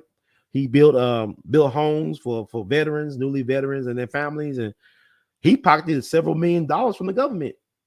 And Dwight D. Eisenhower was president. Who the hell is Fred Trump? And why he got all our money in his personal account? Fred Trump put all that money. He cut corners and he put all that government money that's probably going towards construction into his personal account. That ain't Donald Trump. That's his daddy. Donald Trump daddy was probably a Klansman. And I told Dick Gregory this. See, I can only talk to certain type of black folks about things, especially older black people. But I told Dick Gregory, I said, it's an article from New York Times, June 1927. It talks about a Fred Trump from Queens being arrested for confronting and fighting with the police in Queens. This is the Klan. So people don't understand the Klan was a powerful political organization in America back in the 20s. They were 4 million strong back in the 20s. See, they were not only just a terrorism organization, they had a terrorism wing, but they also had a political wing where you go to a place like Indiana. Indiana was the biggest Klan state in the country. You had the governor, mayors, fire chief, police chief, all type of people connected to the Klan in Indiana. And Indiana is a big. I don't think Mike Tyson said he'll never want to go back to Indiana after spending prison there. I think I heard him say that somewhere. But I don't hold Fred Trump accountable for the sins of his father. Just like a lot of y'all who love the Kennedy boys don't hold the Kennedy boys accountable for the sins of their father. Originally, he really cursed his family. Joe Kennedy did. He created a blood curse over his family. Some of the nefarious things he done, they caught up with him. And it's like a great tragedy because he lived long enough to see his family, his sons get taken out like that. The only son that lived to an old age was Ted Kennedy. And then when Lake Chappaquiddick happened, when it Mary Jo Kopechne girl got killed or died in that car that Ted allegedly was driving, who really knows what happened? His father stopped eating and he just wasted away. Because people don't understand what the Kennedy boys got messed up was not because they was always reckless, but their father had a stroke 6 months after JFK got in the office. It was their father that got the mob and everybody else involved in making his son president. But when his son got in the office, 6 months after he got in the office, he suffered some type of stroke or aneurysm or something. So it left them incapacitated. So Joe Kennedy, in the last decade of his life, was rendered useless, probably by karma, because all the dirt he did. He was the first chairman of the Security Exchange Commission. This is like, during the Great Depression after the stock market crash and all that, and Roosevelt became president. He made Joseph P. Kennedy, the first chairman of the Security Exchange Commission. And people say, like, in his inner circle, why you make Joe Kennedy? He's a big inside trader. He's unethical. He said, well, Joe, Franklin Roosevelt said, it takes a crook to catch a crook. And he should know better than anybody because his grandfather was one of the biggest drug dealers in American history. He's a real American gangster. The family fortune was made by getting the Chinese hooked on opium. That's Warren Delano Jr. That's Franklin Roosevelt's grandfather. So, people talk about Rick Ross, but look at all these presidents who got gangsters as fathers and grandfathers. And don't let me get me started on Bush family. I'm leave that alone, but I ain't even want to talk about all this. But oh man, it's crazy. But I'm here like all over the place. So I'm gonna see what y'all say.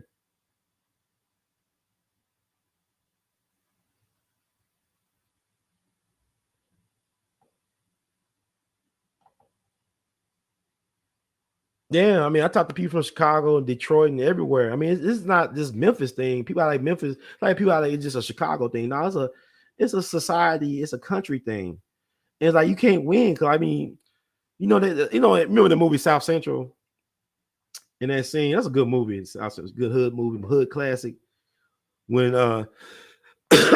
when the OG kid got shot in the back by the neighbor or whatever, because he was breaking in, stealing stuff, and he got shot in the back. The guy didn't know there was a kid. You know what I'm saying? He didn't know because like what they're doing, they're using these kids to break in so they won't get no jail time. The older people, because even I remember we coming up on Labor Day, right? I ain't gonna forget. It was Life magazine or Time magazine around Labor Day time. They had that photo of Robert Yummy Sendifer on the front cover. And that photo to me is like Emmett Till, not because it's grotesque, but once I saw that photo, I can never forget Robert Yummy Sendifer. Tupac had a thing for that guy. I mean, in terms of like, it bothered his conscience as well too. Like he shot out Yummy Sendifer and Latasha Harlins and all that. Tupac, I mean, people, he ain't like a lot of what these other cats are like. Yeah, they hate on Tupac because Tupac, man, he was the undisputed truth. He had a balance. It's like Mayfield and Gay and all them guys, all the greats, Sam Cooke even. But I'm saying like that story bothered me because he was sent out by them young older guys to do their dirt, and it took him out. But the hell you give little infants fucks everybody else, everybody, right? So we are like Dr. Frankenstein raising Frankensteins. We're afraid of our own monsters. See, the monster wasn't Frankenstein. The real monster was the person who created Frankenstein. That's Dr. Frankenstein. So we have been allowed to be utilized as lab rats and guinea pigs for a system that does not benefit us as full human beings, or recognize our humanity as it should. So what's going to change? And that's what I'm saying. I'm really about solutions. Well, we got to start early though. That's the problem. Like, y'all talking about, get them in high school. That's too late. You got to get them in the nursery and kindergarten, like how they having drag queens read to these kids when they're really, really young.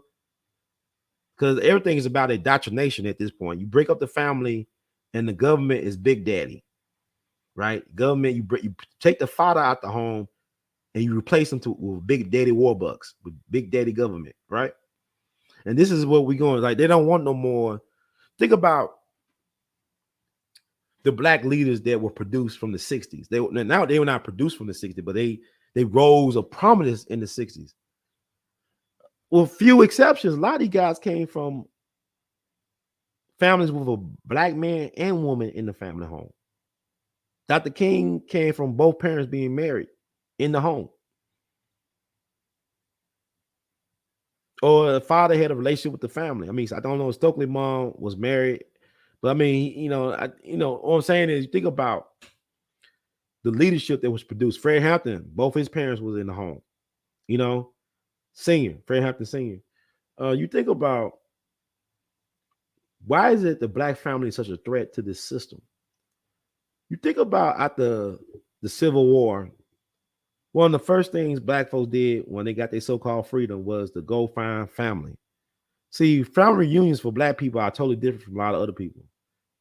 They have more, I ain't gonna say it, I hate to say it, I ain't gonna say no disrespect to anybody else, but they mean a lot, because you think about how they broke up our families systemically. Like, that's why I feel like a lot of black folks could relate to families getting broken up at the border, all that stuff, But our family is continually broken up through state-sponsored policies. And yet we keep on voting for the devil that we love. Not even for the devil that's going to do a little bit of right by us, but the devil that we love, we sell our soul for nothing. Not even for gold, but fool's gold and empty promises. And this is where we at right now as a people.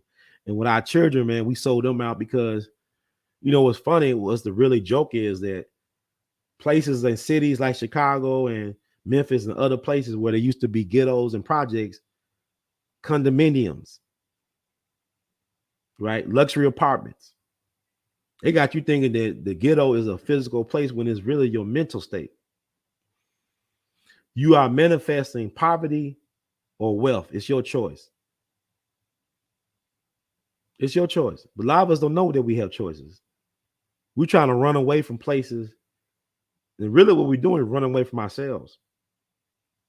And these are policies that have been put. It's like, you look at, we talk about police, right? I was just talking about the police, how they say they're overwhelmed. They can't do anything. Their hands are tied. No, it's not, because police control organized crime. Make no mistake about it. The police control organized crime, because even Malcolm made an observation. He said, where there's high crime, there's a high level of police. Anywhere where there's high crime and vice, police are involved some type of way. It is what it is. Y'all look at The Wire. Y'all know what time it is. Remember the Amsterdam experiment? Who helped organize the Amsterdam experiment? Police. Now, they had the blessing of certain city officials, but they organized. Bunny Colvin, one of my favorite characters from The Wire, he organized that. But he was trying to do right. But the thing about it is, you got to get people while they're young. It's like even when Adolf Hitler, he had the Hitler Youth, he got them while they was young. Get people while they're young. Like, I make it a point when I see a young person to be respectful towards that young person. I mean, like, as little kids, not do the Bojangles Shirley Temple thing. No disrespect to Bojangles, but just know that if you lucky to get old, I guess, if you call it lucky, one day that little person's gonna be running things, or they might be causing hell, raising hell. And that may be the one, because you was grateful towards them, they may spare your life or help you get something that you need in life that's going to elevate your life. It's things like, I got, I do things for people because I remember when so-and-so, he did look out for me when I was younger. Now, he may not have a good relationship with his children. He may have never met his grandchildren, but he did right by me when I was coming up. So I don't forget stuff like that. I look out for people a little bit extra who done right by me. I know y'all can say, well, that's kind of weird. You should just do it. Nah, because even with dating right now, I'm a gentleman. I feel like I'm a gentleman, but you can't. Everybody, I ain't gonna say nobody. Everybody should be respected. But what I'm saying is, when I'm dating somebody, I'm not gonna treat her like wifey. I'm not gonna treat. I feel. What I'm saying. Everybody don't deserve the wifey treatment just because we dating. You understand? You gotta be able to discern things. So it's fascinating living in these times. I feel like I'm really out of place. I feel like I'm trans error. I was born in the wrong time period. I'm a time traveler or whatever. I don't know. But it's not, it's weird trying to navigate this system. I feel so analog some days. I'm trying to get help. Like everybody got this energy to go live every minute, moment's notice. I don't see how people do it. I'm working on it. And I'm working on other things as well too. But it's crazy how we allow the kids, like the kids know their rights. Like, you be a teacher or a substitute teacher, especially at a school. The kids will call you all types of names, but a child of God. And as soon as you say something, one thing, ooh, I'm telling so and so, I'm telling the principal. I said, you've been cursing me all day though. You've been disrespecting me all day. It's funny how them kids get real like legalese. They know the legalese, the lingo. They know what they can get away with and what they cannot get away with. But what they don't know, they set themselves up for failure because they've been lied to. You got a lot of kids that's graduating, they can't read. You know what I'm saying? They functional illiterate. We talked about Rick Ross. He said he was illiterate. He chose not to want to read, but once he found out he had a love for reading, couldn't stop reading. So a lot of our kids are not stupid or slow. They have been underdeveloped and disrespected by being put in an arrested development phase for a long period of time. So you got these people that's been stunted intellectually, whose intellectual curiosity has been killed at an early age, raising up another generation of kids whose intellectual curiosity will be killed at an early age. So you got the blind leading the blind, leading the blind. So how are we going to change this and shift this paradigm? It's, quite frankly, it's very easy. If you are pro-life, be pro-life. Believe in not only when life is, created in the womb and manifested, make sure that that life have all the resources that it needs to live a full, productive life.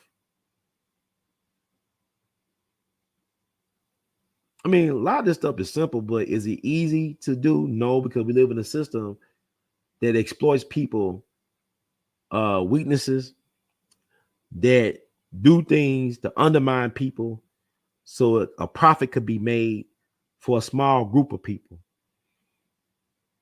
and does not benefit the whole. Like look at Memphis. Memphis is not a poor town now. It's engineered poverty. Memphis has deep pockets. You got organizations and individuals here who have deep pockets and resources, but they want to keep the city under duress, under a plantation mindset because it does not benefit them to have a populace that is thoroughly educated and know how to be critical thinkers and doers. It does not benefit the powers that be. Because our black leadership really are just overseers. They're not black leaders, they're black overseers for their white bosses and masters. This is the reality of the situation. This is the reality of the situation. So, it's unfortunate. And like I said, I got to get this window fixed. I'm not going to make it a habit to spend $300. I don't have to spend. Like I have money, like you look at the gas prices, the food prices. Like you think about how the world going to look a year from now. Like you complain about the price of bread and eggs and gas and living. They are making it so hard for people not only to live but want to live. No, I'm going to soldier on. Now I'm going to soldier on. I've been through some stuff. I don't talk about everything contrary to popular belief on my YouTube channel I've been through, but I got a mission. I got my God work to do. I'm not a church girl. I'm a church man. I got the God work to do, man. So the struggle continues, but I'm fighting the good fight. Thank you, Brother Anthony. Love you madly. For the donation, she said, I had some behavior whooped out of me. Kids call the police now. Yeah, that's by design because black folks, think about it. You go 60 years ago, some of the most married people in America were black people. And our kids, for the most part, they were well behaved. We had expectations for our children. Like I said, some of the best high schools in the country were black schools. See, they think that Jim Crow, everything under Jim Crow was not bad. The problem is that if they said it's separate but equal, it should have been equal in terms of if you're gonna make the schools separate, they should be equally funded. With this, all the schools should have the same access to resources to develop their students and to support their staff. So it's not bad for discipline. So people so against discipline. It's the way, like you think about. I just saw this movie Elvis, right? Man, I want to do the Elvis review. Because I got to do something about how black musicians really saw Elvis. This is amazing. You start researching how the black musicians, his peers, and even folks that have been inspired by him, how they viewed him. Then Elvis, in his own words, because there's a misnomer. Unlike some people, Elvis gave respect and props to black musicians that he learned from. You know, Fats Dominoes at one point in the 50s was a bigger artist than Elvis was. And I believe, like in the movie, they showed Elvis with Fats Dominoes. As you know, when he was in Vegas, he said, "This is the real king of rock and roll, Fats Domino." But Fats was outselling Elvis at one point. And people don't know that, Mr. Blueberry Hill. There's a lot of things, but you know, people talk about Colonel Parker, right? The Elvis's manager, and how he treated Elvis. It's good and bad. He was a carnival guy, promoter, a P.T. Barnum type. But I don't believe Elvis would have been the icon he became if it wasn't for a character like Tom Parker. Doing the things they did not. There's a lot of things that didn't benefit Elvis from Tom Parker's like strict overseeing of his career, strict control of his career. Like Elvis actually could act. You know, I enjoyed Kid Creole and stuff like that, but he wanted to be a serious actor. He wanted to be on the level of James Dean and Marlon Brando, but the Colonel would not allow him to take on those movies. You know, his movies made money, it was campy, fun movies, but he wanted to do serious roles, excuse me. Because he was originally cast in a Star is Born. I think that would be with Barbara Streisand, but he died, of course. But I give Parker his due. If he didn't do some of the things he did, even though there was like questionable as far as ethics in some cases, will we have Elvis? Joe Jackson. If he didn't beat his kids, I mean, allegedly, will we have Michael? Will we have Janet? Will we have the Jackson 5? Michael Jackson's birthday is today, August 29th. But it was about discipline. You think about Joe Jackson, where did he come from? He came out of the old school. Well, men didn't show emotion like that. They didn't express their love for their children. Probably didn't hug his children like some guys do now. It was a different time, child of the Great Depression, all that stuff. But he helped, gave the world Michael Jackson. You just can't. I mean, people talk about Katherine Jackson and Michael Jackson's mom, and thank God for her as well. But they always want to shortchange Joe Jackson and not even have any type of empathy for him being a product of this racist state of affairs of this country. No, he's out of Indiana, Gary, Indiana. I said Indiana was the biggest Klan state back in the 1920s. It's that famous picture of them black boys being hanged from trees. All the white folks get around and laughing and celebrating. That happened in Marion, Indiana, back in the 1930s. Joe Jackson's out of Gary, Indiana. All right, so there's something about black men they fear, not only in uniform, but when black men are in the home, when black men are holding their children accountable, something to be feared, like King Richard Williams. Like the white media want to downplay what he instilled in his daughters, but we talked to Rick Ross, who's also was a gifted tennis player. He talked about how Richard Williams, he did have some unorthodox techniques that he taught his kids. You got to remember that he didn't really take up tennis till he was in his 40s. He taught his children, and that movie did a great job as far as illustrating all the hardships and what had to be overcome. But we got a genius like that. We're brilliant people. A lot of our greats are self-taught in a lot of different fields. Self-taught this, like Charlie Parker. He wasn't born a genius. I mean, he wasn't born a genius per se. I mean, a prodigy. He wasn't born a prodigy, but he was a genius. But he took him hard work as a Virgo. He had that Virgo work ethic where he practiced his horn 15 hours a day for 4 years to get to that level where he could play anything that come out of his head. That's hard work. That's work ethic. And a lot of people don't have that work ethic today. It's like a microwave society where everything gotta be right away. You don't want to pay the dues or put in the work. And so how can you have anything if you're not working to have something worth having? And that's very important to remember. But like with Joe Jackson, they want to downplay him. Ike Turner made Tina Turner who she was. She earned that last name, but Ike Turner made her the star. He provided the foundation. I mean, they helped change R&B. You know what I'm saying? Ike and Tina. But it was Ike Turner that had a disciplined band. Attn, like I think BB King said that Attn was probably the greatest band leader he ever knew or ever saw.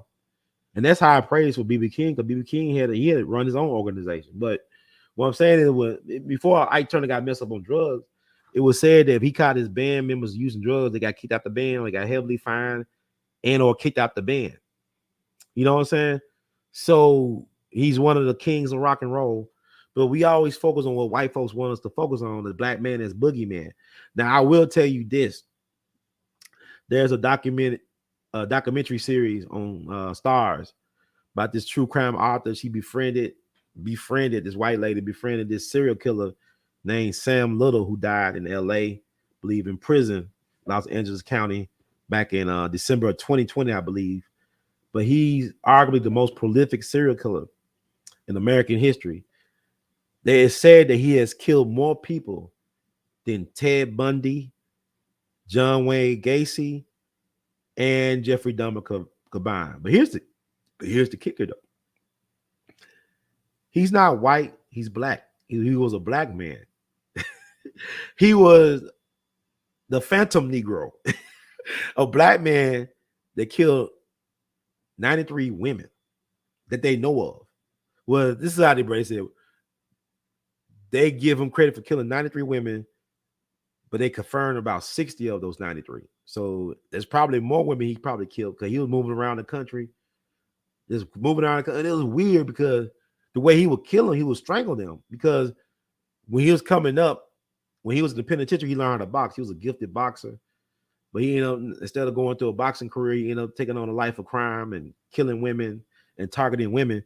But what he'll do, he'll target prostitutes, black and white, Hispanic, whatever. He'll target them because he knew society didn't give a damn about women, especially if they were prostitutes. Because then, like, even if he get caught, like he got caught several times, the juries would side with him because well, this woman a prostitute. How can we trust what she's saying? Because some of the women survived because he would strangle them and sometimes throw them out the car in the cemetery or some trash heap on the side of the road somewhere. And some of them survived. They would testify, but the problem was we call it vocation. It was streetwalkers, ladies of the night. So that is wrong, because if he was killing people and strangling people like that, he should have been in prison. But it's about character. But the crazy thing about it is that this dude was killing folks in Mississippi. I mean, deep Mississippi, southern Mississippi, the same Mississippi that Emmett Till got killed in lynching. You know, Emmett Till, they kidnapped him August 28th. They found his body August 31st in the Tallahatchie River back in 55. That Emmett Till, Mississippi. This man was killing white women in Mississippi, Florida, and getting away with it. And the documentary was interviewing these white police officers. They catch him and said, "How y'all gonna let this guy go? We can't hold him or anything. No, we gotta let him go." That was strange to me because the dude, like the lady, had telephone conversations from prison with him, and he could tell he was highly intelligent.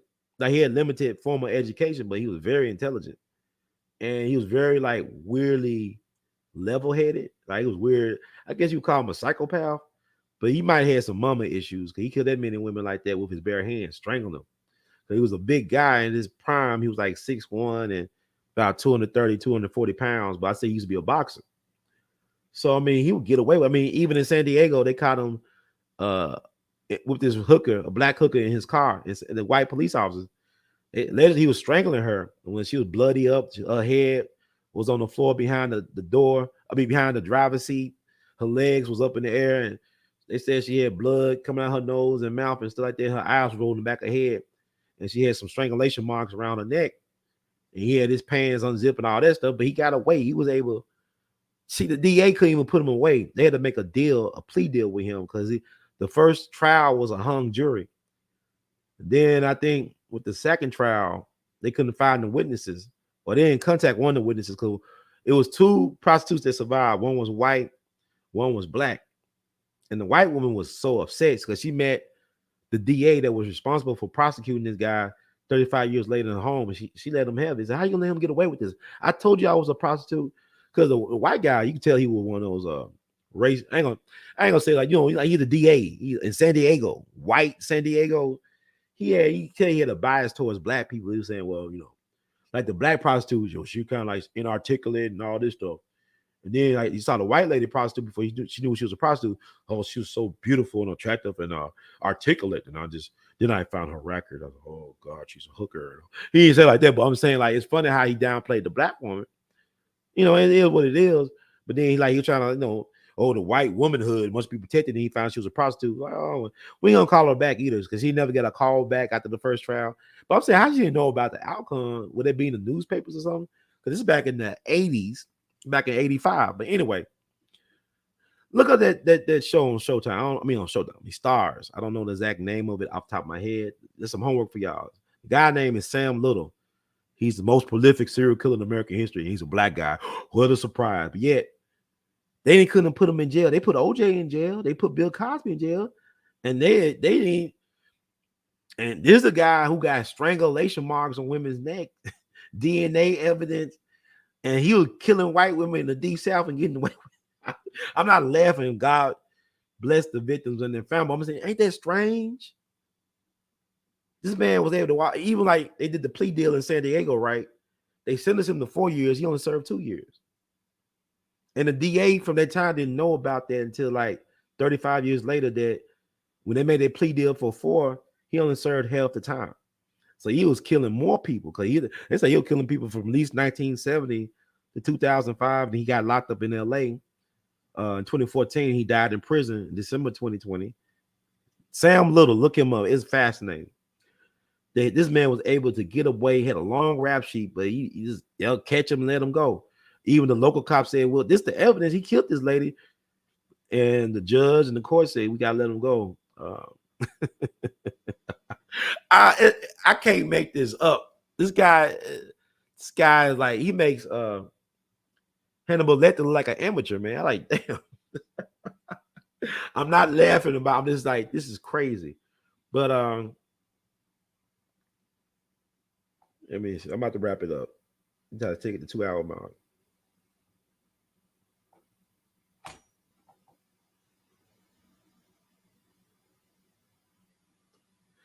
Yeah, they just sued Brad Pitt. The people he built them homes for in New Orleans, they sued his foundation because they were not properly built. Brad Pitt.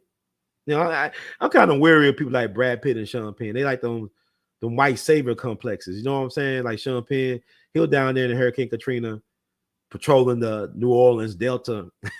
I ain't laughing at that, but I'm saying like they always want to be like save a blackie, save a darkie, or something like that. But Brad Pitt, his foundation was recently sued because the homes he built supposed to be innovative and state of the art, but they were poorly built. So like I think it was like a $20 million settlement or something like that. It just happened recently. Y'all look it up. I'm not gonna take the time to pull out all this stuff. Y'all want me to do all these lives. I'm not gonna try to find everything and put it up there for y'all. But just let y'all know that. But there's a lot of people still missing from Hurricane Katrina because even like people didn't believe Cynthia McKinney, but what happened was the Danziger Bridge incident where the police killed all them black people on the bridge. Then the brother was found burnt up in a patrol car. Then you already know if they did that, imagine the stuff they got away with that we don't even know about to this day.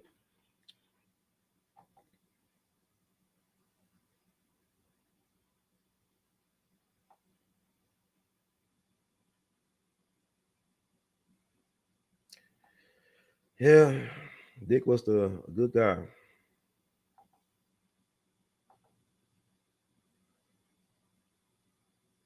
Good man. But I've been thinking about Dick a lot. What would Dick say now? He already said all he needed to say for what's going on now. Like I tell people all the time about the Trump shadow, my interpretation, this is my interpretation. It wasn't about Trump the man. He was afraid about what was coming after Trump. He saw Dick get his ass out of here the first year that Trump was in office, right? He got on down. Because look where we at now as a country. Look what's going on in the world after Trump. So that was what that was about. Y'all get focused on these individuals, they distractions. Like Biden, I'm not angry about Biden. I'm just pointing out the hypocrisy of people or the contradictions. I ain't gonna say hypocrisy because y'all believe y'all right on this. The contradictions. Like the stuff that you made at Trump for is really stuff that Biden actually did do. Y'all loved Trump 10 years ago on Apprentice. I don't know what the problem is. Everybody know it's programming. Okay, it's hard for me to hate somebody I never met. Even when I talk about Nathan Bedford Forrest, the first Grand Wizard of the Klan and the war criminal, I don't have no hatred towards Nathan Bedford Forrest at all. Really, the hate, something interesting. It's still a form of love, though, but I don't have that type of stuff in my heart. I don't, you know, live and let live a lot of time, even when they dead.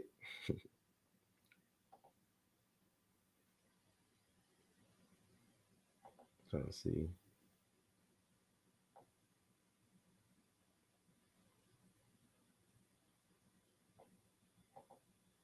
Yeah, the Emmett Till laws for Freddy Krueger. Oh, nightmare. Woo. We are living a nightmare. American dream for some, but the American nightmare for many. Yeah, that's funny how that work, right? The Emmett Till law, you could get anybody but the people that actually killed Emmett Till with that law. And one of them still around. Like I said, you could put Bill Cosby in prison, blind and health on decline, and in his 80s, but you can't do the same for Curlin Brown. That's the problem I had. If y'all should hate Curlin Brown like y'all hate Trump. Well, y'all don't hate Curlin Brown. Y'all was an old white lady, fried green tomatoes and all that. Where was Sam Little when you needed him for Curlin Brown? I'm not laughing at it. It's wrong, but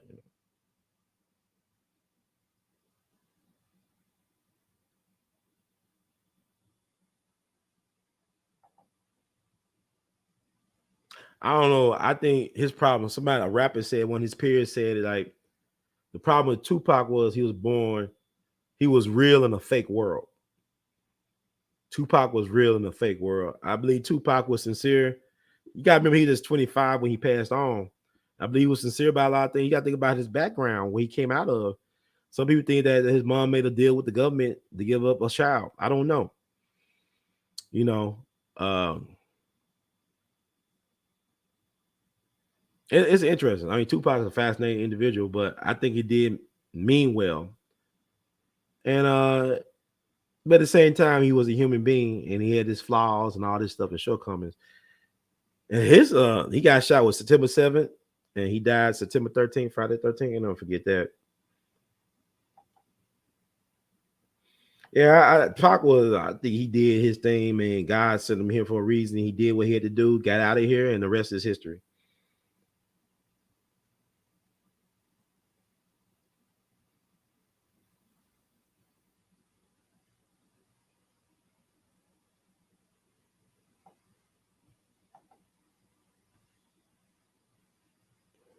Yeah, it is a problem. But then I think the expectation what school's supposed to be, that's a problem too, because school is not like the critical race theory thing, whatever. I never learned about race. I never learned about the history of black people in school. I never did. And I'm 42 years old. I learned that at home by reading books and talking to elders or listening to the elders speak and watching movies and all this other stuff and coming to my own conclusion. I never was taught black history like they supposing. And the problem with critical race theory is I don't always want to be the victim in my stories. Like y'all always trying to make a black person like we just so downtrodden and beaten down. And I don't feel like that every day. I don't wake up like, oh, white supremacy got my ass on the ground again. I don't think like that. I really don't. Matter of fact, I don't do a lot of thinking about white people every day and what they gonna do to me. I'm a black man. I'm gonna be a man. I'm gonna be a creative. I'm gonna manifest my own destiny, create my own things. So I mean, we got to get out of that victimhood thing and be victors. Because even like when they tell Black Wall Street, I don't like that mural they did. The guy's a very talented artist, white guy from Maryland. They could have got a black artist. I saw some sisters up in Tulsa. They had some phenomenal artwork. They could have did that mural. And they got the black woman carrying the black man. Like this black man that really was too heavy for her to carry. And the boy crying. Y'all know that mural that they unveiled on an anniversary of the Black Wall Street thing.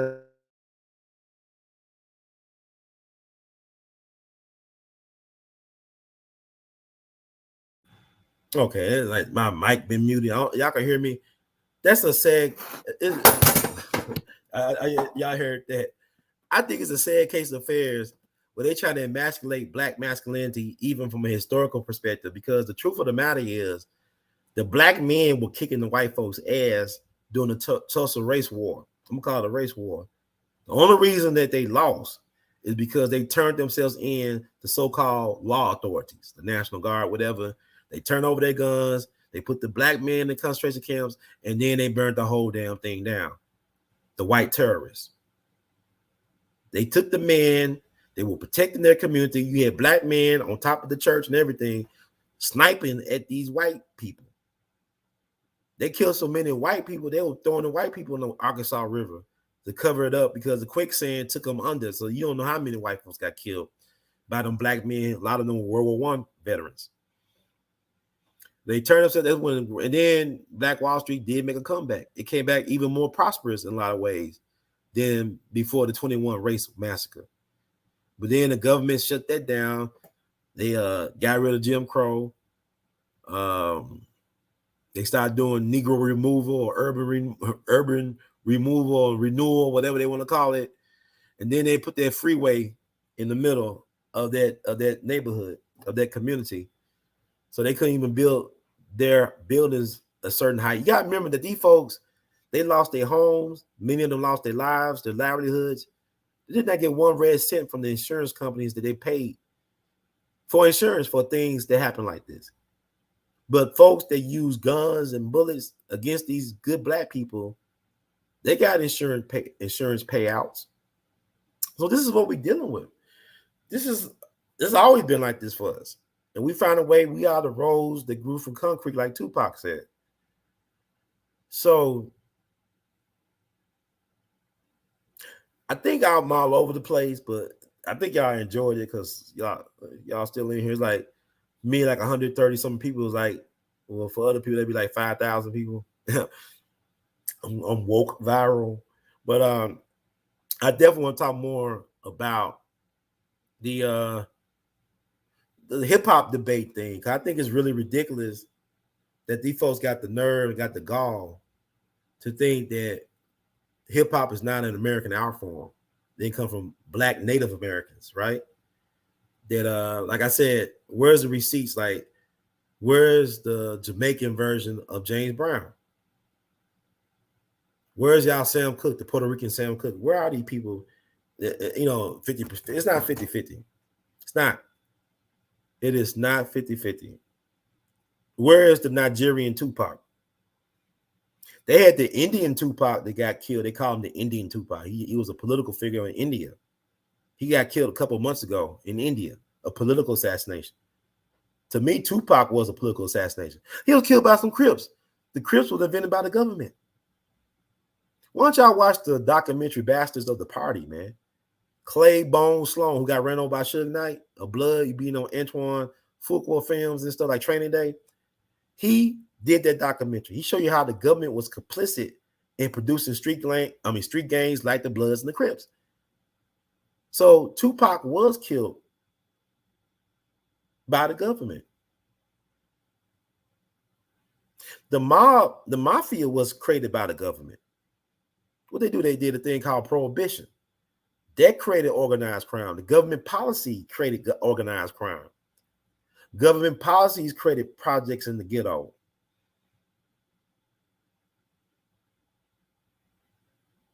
How that Flint water got poisoned. It was the government of Michigan that created that atrocity.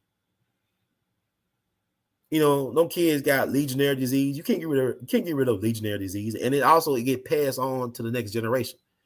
It's like Agent Orange. Them guys were exposed to Agent Orange, courtesy of Uncle Sam over in Vietnam. They pass on those mutations to their kids. This is America.